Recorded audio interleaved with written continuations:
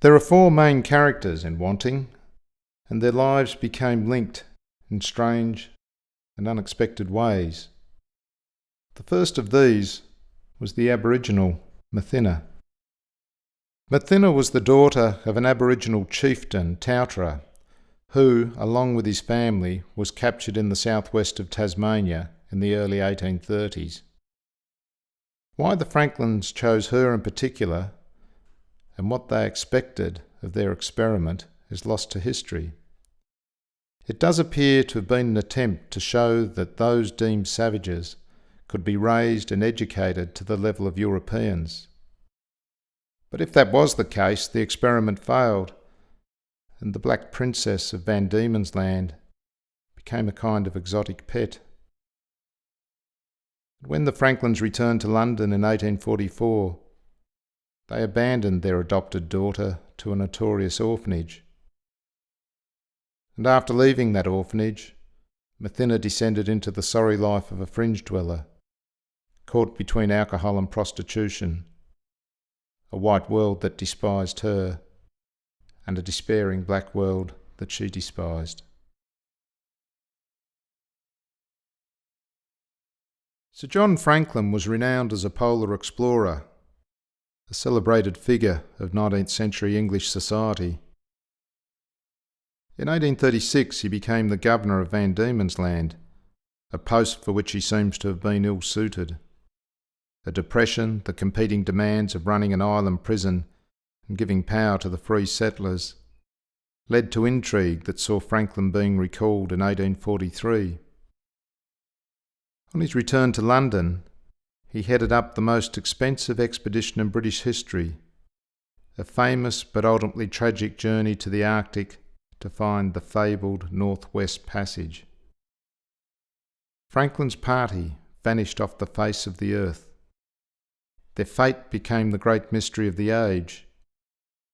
Many rumours surrounded the disappearance of the crew, with evidence emerging several years later that the expedition in its final agony had resorted to cannibalism, the ultimate and defining crime of the savage, not of civilised Englishmen.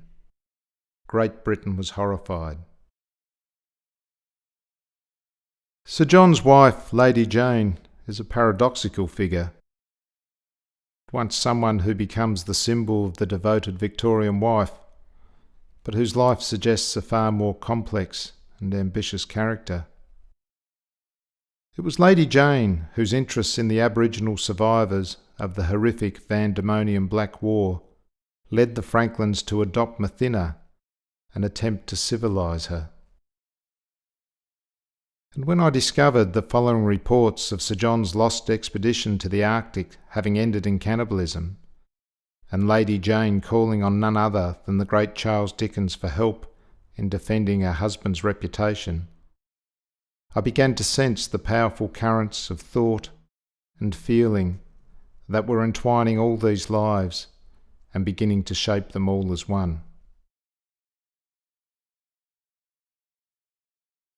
Charles Dickens was the most popular novelist of his day, a figure of great celebrity and considerable influence. Called upon by Lady Jane Franklin to restore her husband's tattered reputation, Dickens grew increasingly fixated on the story of Sir John and his disappearance in the Arctic. I think he saw in the image of icebound men a mirror to his own increasingly miserable life.